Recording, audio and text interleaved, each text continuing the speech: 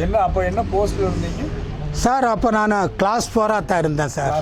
ஆமாம், postman class 4. போஸ்ட்மேனுக்கு கீழே சரி சரி. கிளாஸ் 4 ஆஃபீஸில் கிளாஸ் 4ஆக தான் ஒர்க் பண்ணேன்.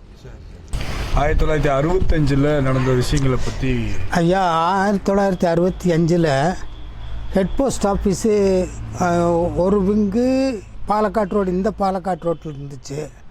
இன்னொரு விங்கு இப்போது பஸ் ஸ்டாண்ட் இருக்குல்லங்க, ராமானுஜா ஹோட்டல் இருக்குல்லங்க, அங்கே ஒரு போஸ்ட் ஆஃபீஸ் இருந்துச்சு.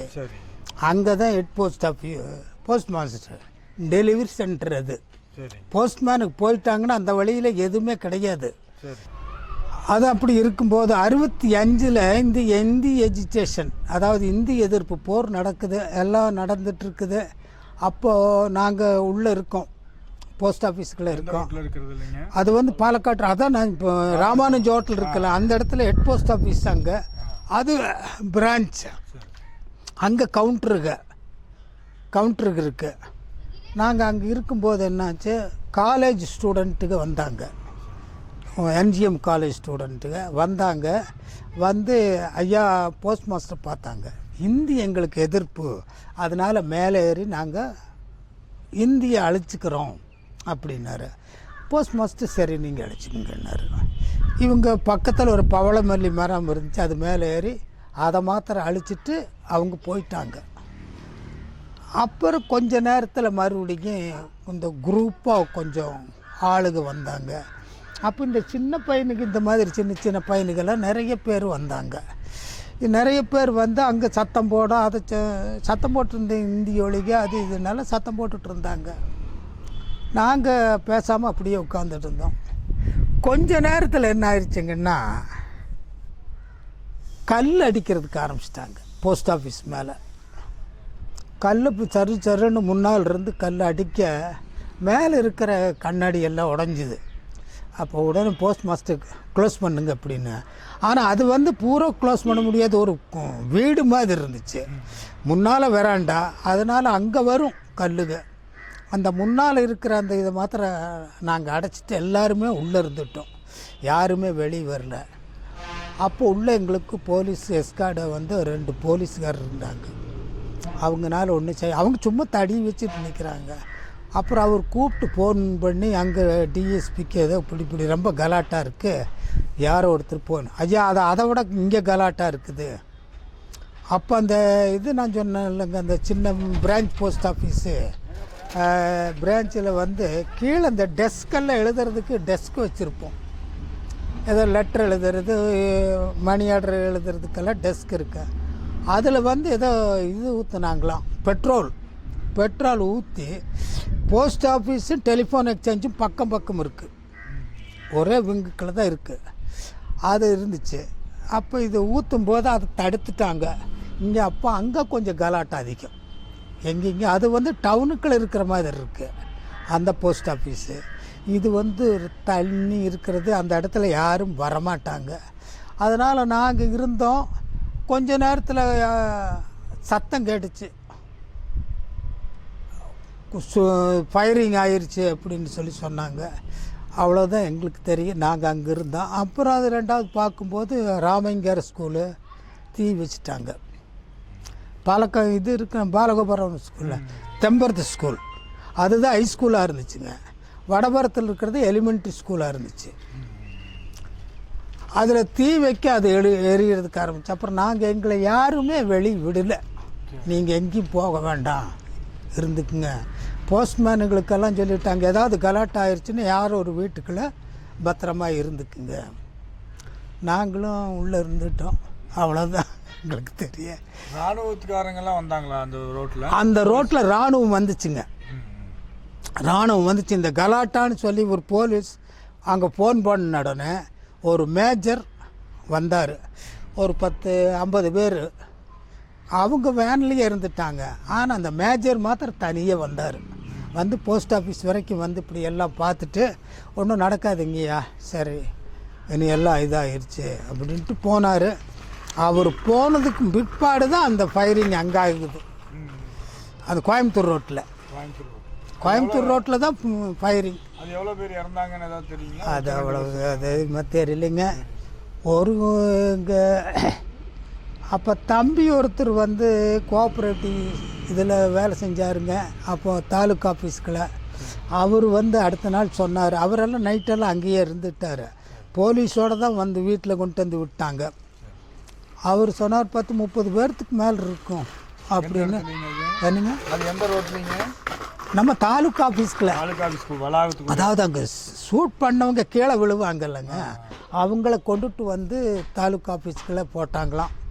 அவள் போலீஸ்காரரை சொன்னால், டே எங்கள் பையனுக்கு மாதிரி இருக்கீங்க, போங்கடா போங்கடான்னு அவங்களும் ரொம்ப சொல்லியிருக்காங்க. அது தமிழ் தெரிஞ்ச இராணுவத்துக்கு சொல்லியிருப்பாங்கன்னு நினைக்கிறேன். இன்னும் போலீஸ் சொன்னாங்களே தெரியல, சுற்றுவாங்க போங்கடா போங்கடான்னு. யாரும் போகலை. அது அந்த ஒரு எமோஷன் ரொம்ப இதாக இருந்துச்சு. அதனால் அந்த பையனுங்களுக்கு ஒரு குஷி, சத்தம் போட்டுட்டு அது எதிர்த்து பேசுனது. என்ன செய்கிறோம்னு அவனுங்களுக்கு தெரியாது. அவனுங்களுக்கு என்ன நாம் இதை செய்கிறோம் அப்படிங்கிறது அவனுங்களுக்கு தெரியும். அவனுக்கு ஒரு சந்தோஷம், இது எதிர்த்து பேசுகிறோம் அப்படிங்கிறது. ஆனால் பட்டு நடித்தோடனே குருவிக்கு மாதிரி எல்லாம் விழுந்துட்டாங்க. சார் நான் வந்து சார் இங்கே பொள்ளாச்சியில் 15 வயசில் நாங்கள் இங்கே குடியிருக்கிறோம்.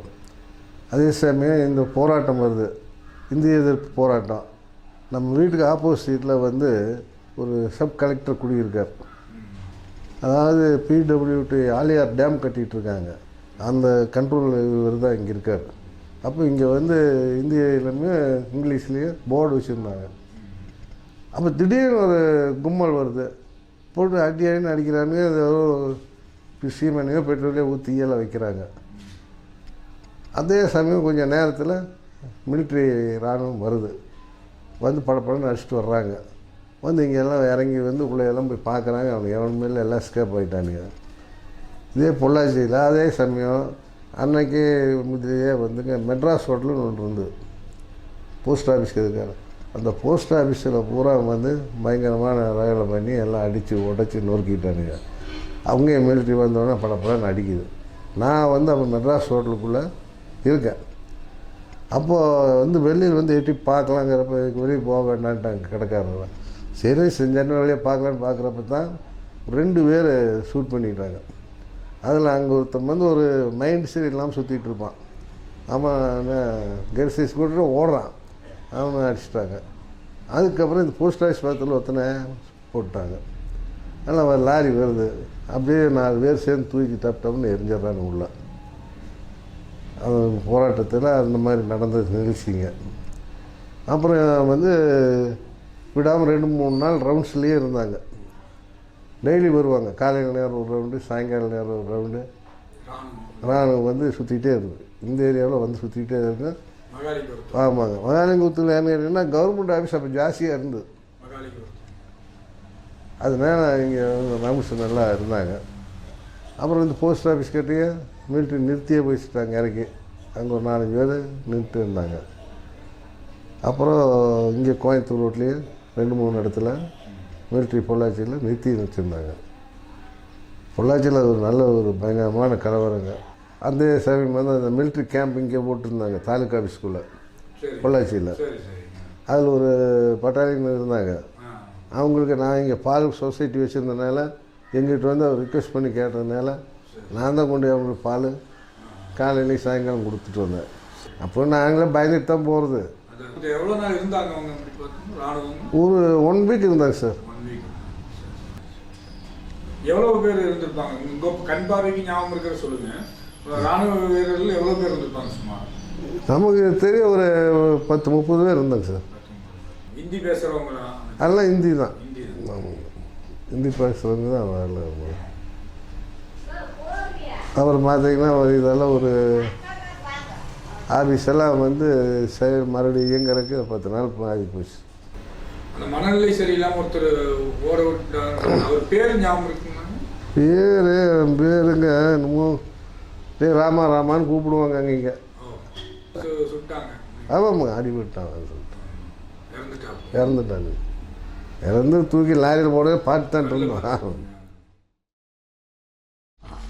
என்னுடைய இந்தி எதிர்ப்பு என்பது மாணவ பருவத்திலேயே இருந்தது.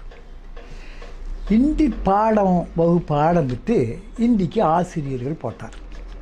நாங்கள் தான் நண்பர்கள் கூடி இதை எப்படி எதிர்கொள்வதுன்னு ஒரு திட்டம் போட்டோம். எங்கள் வகுப்புக்கும் ஆசிரியர் வந்தார். வந்து அவர் ஆசனத்துக்கு போய் திரும்புறதுக்கு முன்னால் நாங்கள் எழுந்தோம். எல்லோரும் பெரும்பாலும் அந்த இருந்தால் வகுப்பில் எழுந்தாலே அத்தனை பேரும் எங்கள் இந்திய ஆதரவாளர் இல்லை. இங்கே இந்திய ஆதரவாளர் உரட்ட குரலில் கொக்கு மேலே குத்தாட்டா வரிச்சு அடித்து நாங்கள் வேண்டி படிக்க கூடும்னு உரக்க கோரசாட்ட சொல்லிட்டோம். இங்கே எதிர்ப்பு. ஆமாம், நாங்கள் எல்லாருமே சொன்னோம். இந்திய எதிர்ப்பாளர் நண்பர்கள் நாங்கள் தான் திட்டம் போட்டு பேசணும். வகுப்பு பூராமல் இல்லை, நாங்கள் குரூப்பாக பேசி வச்சுருந்தோம். அதே மாதிரி அவர் வந்தோன்னா நாங்கள் எடுத்து தீவிரமாக பேசிட்டோம். ஏன்னா நுழையிறதுக்கு முன்னாடி இப்படி சொல்கிறாங்களே அதிர்ச்சி ஆகிட்டு. என்ன நினச்சாலும் இந்திய வகுப்பில் இருக்க பிரியமில்லாதவர்கள் வெளியேறலாம், அனுமதிக்கலாம் அப்படின்னா எங்களுக்கு என்ன ஆஹா வழி. இது அவர் நீண்டதாக தொடர்ந்து. இந்த போராட்ட நாளப்போ எனக்கு பலமான கட்டுப்பாடு சொன்னீங்க. எங்கள் வீடு மரப்பேட்டை பகுதியில் இருக்குது. அந்த மரப்பேட்டை பள்ளிக்கூடம் எங்கள் வீட்டுக்கு அடுத்தது ஒரு சிறு சந்து தான் இருக்குது. அந்த பள்ளிக்கூடத்தில் சீரிக்கிறதுக்கு ஒரு குழு வந்தது. இப்போ நான் அப்பாக்கிட்ட நியாயத்தை கேட்டேன். வெளியில் போக சொல்லு, நம்ம பக்கத்து பள்ளிக்கூடத்தை சீரிக்கிறாங்க, இதை பார்த்துட்டு எப்படி கேட்டுக்கிட்டு நீங்களே நியாயம் கண்டுக்க ஐயா கேட்டேன். ஐயா நியாயத்தை ஒத்துக்கிட்டாரு. என்ன பண்ணலாம்னாரு. நான் போய் தடுக்கிறேன். இந்தப்பா எல்லாம் மொட்டை கூட்டமாக இருக்கும், சரி ஒன்றும் பண்ணலாம், நீ சொல்கிற நியாயத்தை நான் ஒத்துக்கிறேன், போலீஸ்க்கு ஃபோன் பண்ணுவோம்பா. பக்கத்தில் பேபி மங்களுக்கு போல் ஃபோன் இருந்தது. அவங்க ஃபோன் பண்ணோம். ஃபோன் போலீஸ் இன்ஸ்பெக்டருக்கு பண்ணும்போது கலெக்டர் அங்கே இருக்கார். இந்த கோமாளி கலெக்டர். கலெக்டர் இங்கே தான் இங்கே இருக்கார்.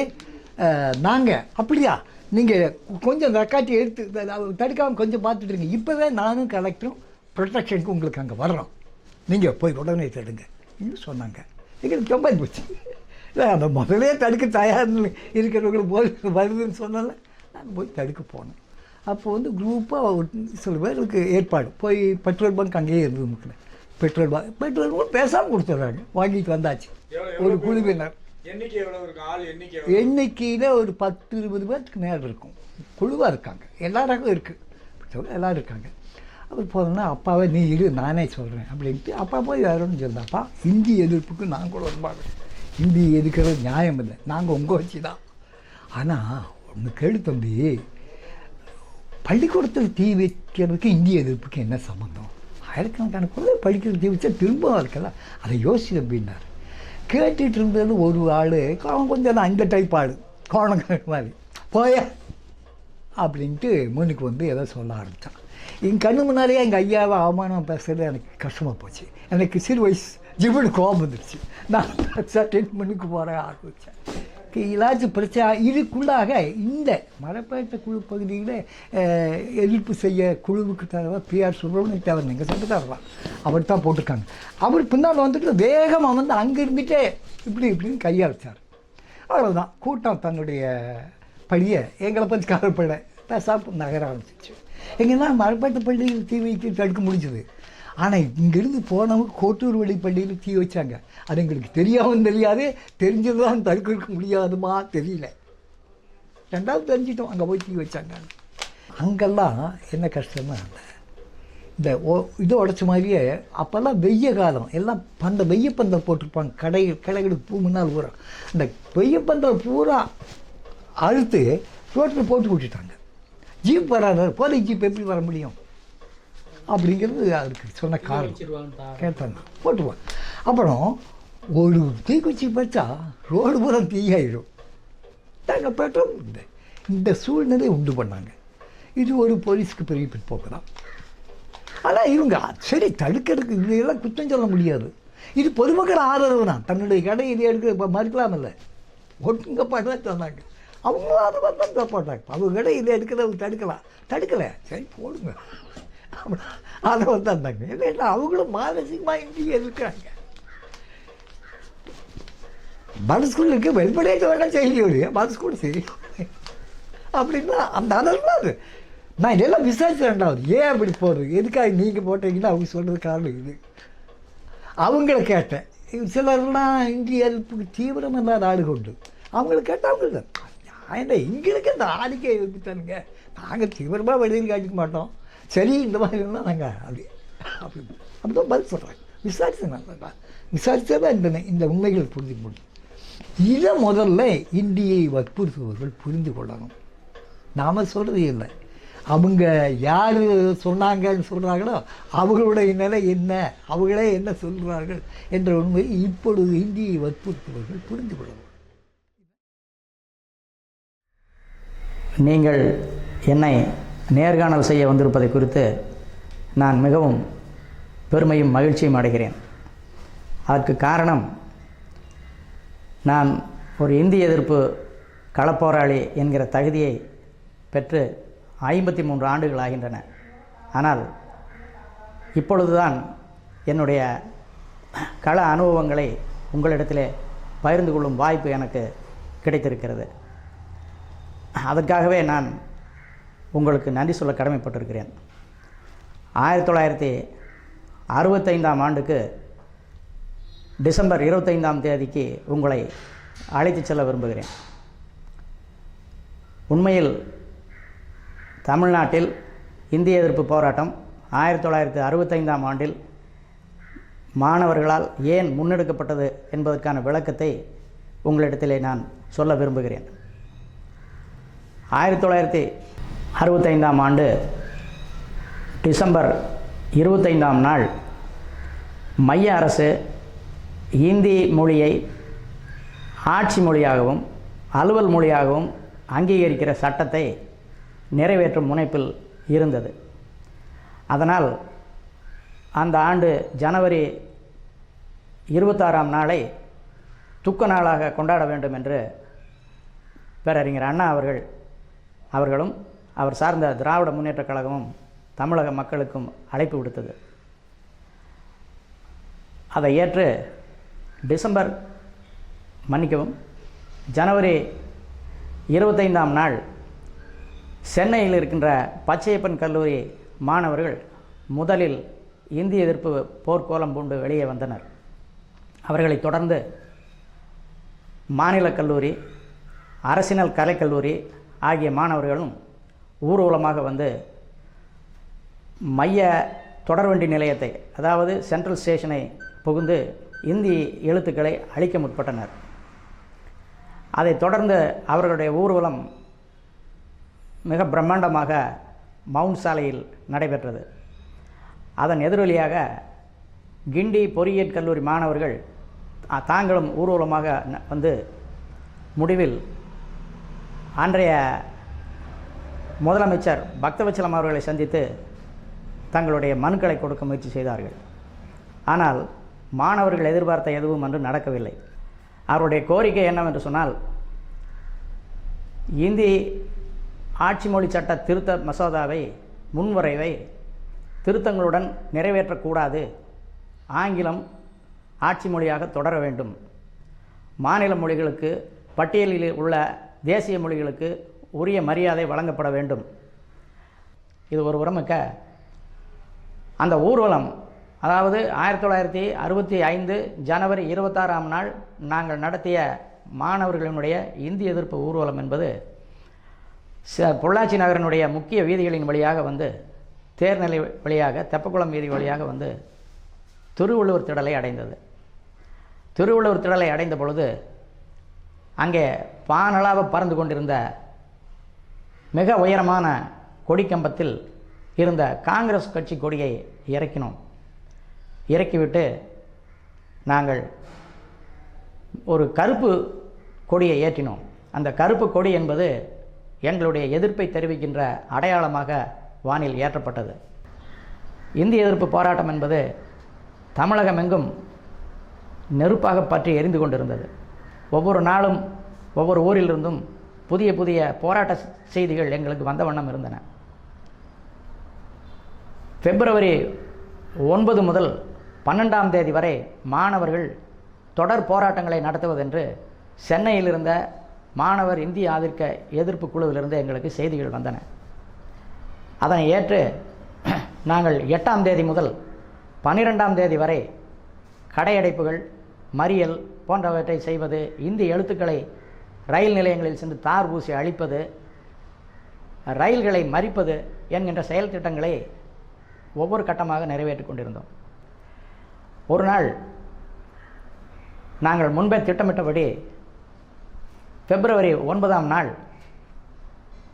தலைமை அஞ்சலகத்தின் முன்பு ஒரு குழுவாக நாங்கள் புறப்பட்டு சென்றோம். நாங்கள் சென்ற பொழுது கல்லூரி மாணவர்களோடு உயர்நிலைப்பள்ளி மாணவர்களும் சேர்ந்து கொண்டார்கள். அங்கே நாங்கள் அதன் முன்புறம் அமர்ந்து அந்த பெயர் பலகையில் இருந்த இந்தி எழுத்துக்களை அழிப்பதற்கு முயற்சி செய்தோம். அப்பொழுது காவலர்கள் எங்களை 3 புறமும் சூழ்ந்து கொண்டார்கள். காவலர்கள் ஒரு அணி கையிலே கண்ணீர் புகை குண்டுகளோடு, குண்டாந்தடிகளோடு, இரும்பு தொப்பிகளோடு அணிவகுத்து நின்றிருந்தார்கள். எங்களால் எதையும் மீறி அந்த தடைகளை உடைத்து கொண்டு முன்னே செல்ல முடியவில்லை. நாங்கள் அமைதியாக அமர்ந்து இந்திய எதிர்ப்பு முழக்கங்களை எழுப்பிக்கொண்டு மறியல் செய்து கொண்டிருந்தோம். நான் டிஎஸ்பியிடம் சென்று அந்த எழுத்துக்களை மட்டும் அழித்துவிட்டு நாங்கள் அமைதியாக கலைந்து சென்று விடுகிறோம் என்று சமாதானம் பேசினேன். அவர் எதற்கும் மசியவில்லை. அப்பொழுது உணர்ச்சி வசப்பட்ட ஒரு மாணவர் சட்டென்று எழுந்து முன்னே சென்றார். அப்போது அங்கே இருந்த ஒரு காவல் அதிகாரி லத்தி சார்ஜ் என்று உரக்க முழக்கமிடவும் போலீஸார் 3 பக்கம் சேர்ந்து கொண்டு சூழ்ந்து கொண்டு எங்களை கடுமையாக தாக்கினார்கள். அப்படி தாக்கிய பொழுது என்னுடைய இடது தோளிலும் இடது தொடையிலும் கணுக்காலிலும் அடிபட்டது. ரத்தம் கந்தியது. இதைப்போல பல மாணவர்களுக்கும் அடிகள் விழுந்தன. நாங்கள் செய்வது அறியாது அந்த உணவு விடுதிக்குள்ளே புகுந்து பின்பக்கமாக ஓடினோம்.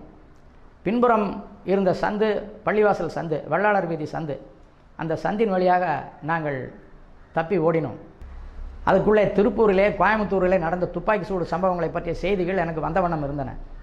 நாஸ் தியேட்டர் எரிக்கப்பட்டது, திருப்பூரிலே 2 காவலர்கள் உயிரோடு கொளுத்தப்பட்டது, அங்கே 10 பேர் துப்பாக்கி சூட்டில் இறந்து போனது, கோவையிலே 10 பேருக்கு மேலே கொல்லப்பட்டது, பைனட்டிலே போலீஸ்காரர்கள் போராளிகளை குத்தி கொன்றது, படுகாயப்படுத்தியது, இது போன்ற சம்பவங்கள், மு. ராமநாதன், எஸ்.ஏ. ராஜமாணிக்கம் போன்றவர்களை கைது செய்திருப்பது, துரைக்கண்ணு போன்றவர்கள் போலீஸில் தடியடிப்பட்டது போன்ற செய்திகளெல்லாம் எனக்கு வந்த வண்ணம் இருந்தன. அதை கேட்டு கலங்கி போயிருந்த நான் இனி இங்கே இருக்க முடியாது, இருக்கக்கூடாது என்று முடிவு எடுத்துக்கொண்டு 12ஆம் தேதி காலையிலே நான் வீட்டை நோக்கி கிளம்பினேன். வரும் வழியிலே 2 போலீஸ்காரர்களை நான் சந்தித்தேன். அந்த போலீஸ்காரர்கள் சொன்னார்கள், தம்பி நிலைமை ரொம்ப மோசமாக இருக்குது, எல்லா பக்கமும் சுடுறாங்க, இங்கே பொள்ளாச்சியில் போலீஸே இல்லை, அதனால் நீங்கள் எதுவும் பண்ணிடாதீங்க, எந்த நேரத்திலும் இங்கே வந்து ரிசர்வ் போலீஸ் வருகிற ஆபத்து இருக்கிறது என்று எனக்கு சொன்னார்கள். சுமார் ஒரு 11:30 மணி இருக்கும். படபட படபட படபட என்று சத்தம் கேட்டது, தொடர்ந்து கேட்டது. அப்போது இன்னும் சிலர் ஓடி வந்தார்கள். தம்பி இராணுவம் வந்து நம்ம ஊரில் சுட்டுக்கிட்டு இருக்கப்பா, மிஷின் கன்னில் மாட்டி, லாரியில் மிஷின் கன்னை மாட்டி சுடுறானுங்கப்பா, காக்கா குருவியை சுடுற மாதிரி சுடுறானுங்கப்பா, எங்கேயுமே போயிடாதீங்க என்று என்னிடத்தில் தெரிவித்தார்கள். இன்னும் சிறிது நேரம் சென்றது. ஒருவர் ஓடி வந்தார், தம்பி போலீஸ் அஞ்சலகத்தின் முன்பு மேலே ஏறி நின்று ஒரு பையன் அந்த போர்டில் தார் பூசி அழிக்க முயற்சி செய்தான். அப்பொழுது பாலன் கீழே தார் சட்டியோடு தார் டப்பாவோடு நின்று கொண்டிருந்தான். அந்த பையனை பார்த்து போலீஸ்காரர்கள் சுட்டு விடுவோம், கீழே இறங்கு என்று சொன்னார்கள். அவன் இறங்க மறுத்து சட்டையை கழட்டி காண்பித்தான். அப்போது அவர்கள் அவனை சுட்டார்கள். அவன் அங்கிருந்து ஒரு காக்காயை போல கீழே விழுந்தான். அவன் விழுந்ததை பார்த்ததும் பாலன் ஓடத் தொடங்கினான். ஓடத் தொடங்கிய பாலனை பார்த்து போலீஸ்காரன் சுட்டான். ஆனால் குறி தரையிலே பட்டு பாலனுடைய குதிங்காலிலே பட்டு பாலன் கீழே விழுந்து விட்டான். அவன் இறந்து விட்டான் என்று போலீஸ்காரர்கள் விட்டு போய்விட்டார்கள். போலீஸ் ஜீப் போய்விட்டது. நாங்கள் அவனை தூக்கி கொண்டு போய் தண்ணீர் கொடுத்தோம், பிழைத்து கொண்டான். அவனை கொண்டு போய் மருத்துவமனையில் சேர்த்திருக்கிறோம் என்று சொன்னார்கள். இன்னொருவர் சொன்னார், இராணுவம் சுட்டுக்கொண்டே தாலுகா அலுவலகத்தை சுற்றி, அதாவது கச்சேரியை சுற்றி காவல் இருக்கிறார்கள், சுற்றி கொண்டே வருகிறார்கள். முருகையன் ஆஸ்பத்திரிக்கு பக்கத்தில், அதாவது பாலக்காடு ரோடில், இப்போ அது இருக்கிற டெலிஃபோன் எக்ஸ்சேஞ்சுக்கு முன்புறம் இருந்த சுவர், மண் சுவர், அந்த சுவரில் நிறைய துப்பாக்கி தோட்டாக்கள் துளைத்திருந்தன. அந்த பாதையில் ஒரு மாடு அடிபட்டு விழுந்து விட்டதாக, இறந்து விட்டதாக சொன்னார்கள். பிறகு மயிலஞ்சந்தைக்கு முன்னால் ஒரு பெண் குழந்தையை அந்த துப்பாக்கி சூட்டிலே பலியானதாக சொன்னார்கள். இராணுவம் தேர்நிலையை நோக்கி சுட்டுக்கொண்டே போன பொழுது மயிலஞ்சந்தையிலிருந்து சிதறி ஓடிய ஒரு கூட்டம் வடக்கு நோக்கி செல்லம் டாக்கிஸ் வீதியில் போயிருக்கிறது. அந்த போன கூட்டம் ஆத்திரத்தில் சமத்தூர் ராமையங்கார் பள்ளி பாலகோபாலபுரம் வீதியில் இயங்கி கொண்டிருந்தது. அந்த பள்ளியிலே தான் இந்தி பிரச்சார சபை நடந்து கொண்டிருந்தது. அதை பார்த்த ஒரு மாணவர் அல்லாத ஒரு திமுக அனுதாபி, திமுக தோழர் அந்த கட்டிடத்துக்கு தீ வைத்தார். அவரும் இன்னும் சிலவரும் சேர்ந்து அவர்கள் மண்ணெண்ணெயை கொளுத்தி அந்த கட்டடத்துக்குள்ளே போட்டு அதை தீயிட்டு கொளுத்தினார்கள். அதற்கு பக்கத்திலே இருந்த பாலகோபாலபுரம் வீதி தொடக்கப்பள்ளியையும் அவர்கள் தீ வைத்து எரித்தார்கள். மக்கள் அணி அணியாக பிரிந்து கூட்டம் கூட்டமாக கலைவதும் சேருவதுமாக இருந்தார்கள். அப்படிப்பட்ட கூட்டங்கள் தான் முன்புறம் அமைக்கப்பட்டிருந்த பந்தல்களை தீயிட்டு கொளுத்தின. சந்தை கடையில் இருந்த சாக்குகள், பந்தல்கள் போன்றவற்றையெல்லாம் தீ வைத்து கொளுத்தினார்கள். ஊரின் எந்த பகுதியில் பார்த்தாலும் புகை மண்டலமாக காட்சியளித்தது. நாங்கள் எங்கும் வெளியில் செல்ல முடியவில்லை.